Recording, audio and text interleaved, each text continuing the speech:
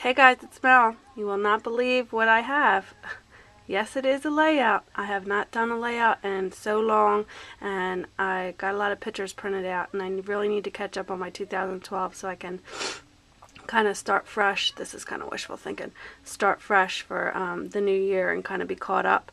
I had a lot of things going on, so I kind of put a pause on this, and then I was kind of doing like other, little crafts and things.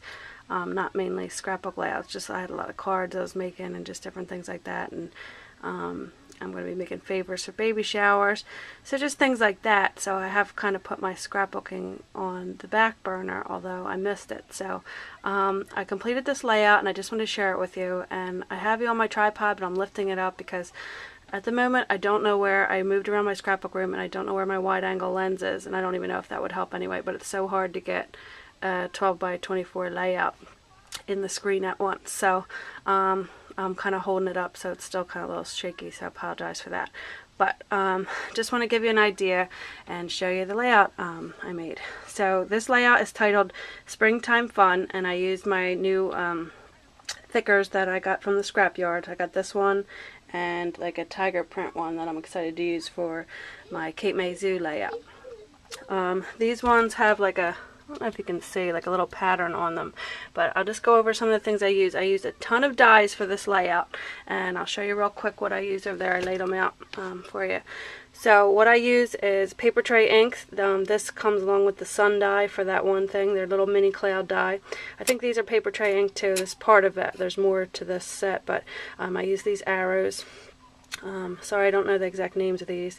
I just know where they're from. This is paper tray ink, butterfly, and I'm gonna have to get some more butter. I'm not really, not as of yet, but I'm not really that into butterflies stuff. But I kind of like see where like a spring layout and things where you'd really use them, and this is a bit larger than I'd liked for this particular layout. So I should get some tinier ones, or maybe like the Martha Stewart smaller butterfly punch. I used the MFT fence die. I love this fence. Is that MFT or is this paper tray ink? This might be paper tray ink, guys. Wherever I got this, it was cheap. It was like $5, and I use it a lot.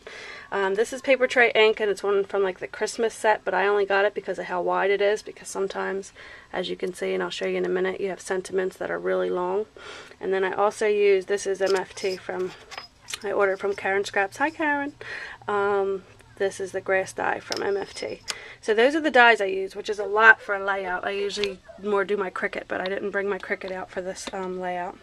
So let me see if I can get you down, and we'll just do one at a time. So over here, I used a lot of wood veneers in this, which I really like, and I'm going to have to go order some. I ordered something from, I believe her name's Diane McRae. She's really, really sweet. I ordered a stamp set, actually, but she sent me, and I didn't realize until a lot of people informed me that she did. I know a lot of you know her, that she does these, like her and her husband, they do like custom like wood veneer, like, and they're nice because they're so thin. They're not going to like bulk up your scrapbook layout. Excuse my one fingernail polish. I'm in the process of taking them off. And like some of these even have like, see, like I guess that's, I don't know, burned in there, like the bird cage, and then I'll show you the clock on there.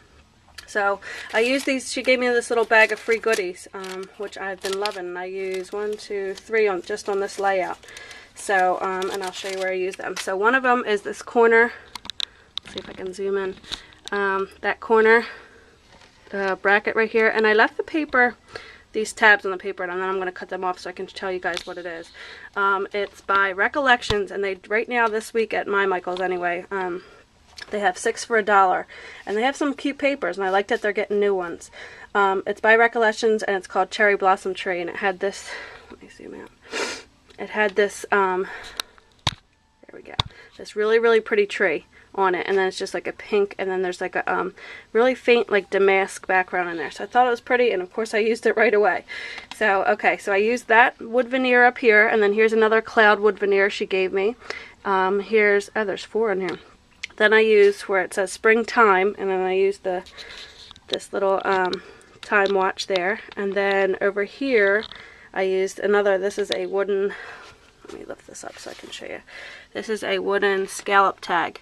So it gives a neat texture to your page, and I'm definitely going to have to order some more of these. And I wrote right on it, and I doodled on it, and I added And see the scallop edge she has there, and then I did stitching on it, and I even did like some rhinestones over here.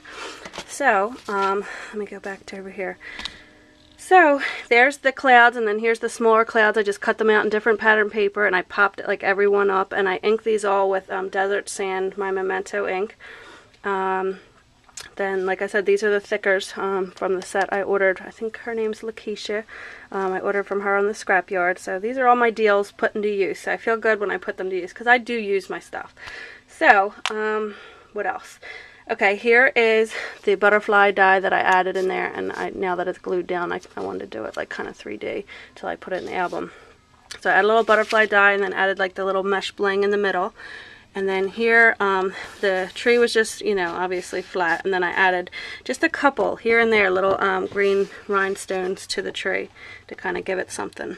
I did that on both sides. And then here's the fence, and then I just added, I coordinated some of the blue from here. I wanted to pull some more blue in there, and then I did pink on the other side, which I'll show you.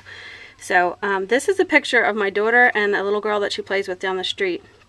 And what they're doing is we have a screen door on my back door, and I had the screen open this one spring day, and they have, see if you can see it, they have little daisies that they picked from outside, and they're putting them on the screen and decorating the screen for me because I was in there watching them through the window in the backyard and doing dishes. And so I don't know if you can see it better here. Yeah.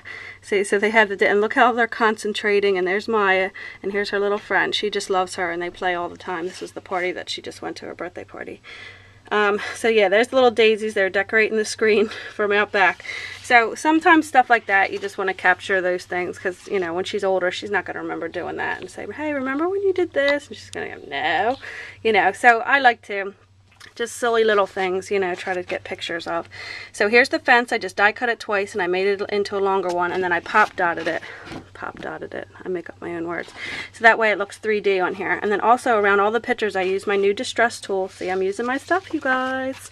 My Distress It All, the electric thing. And I went around this one, and I don't know if you're going to be able to see it. Let me zoom into that. Oops, sorry guys. Yeah, there we go. See how it's all distressed around there, and then this one I didn't do, but just to give it some, you know, a little bit of a difference.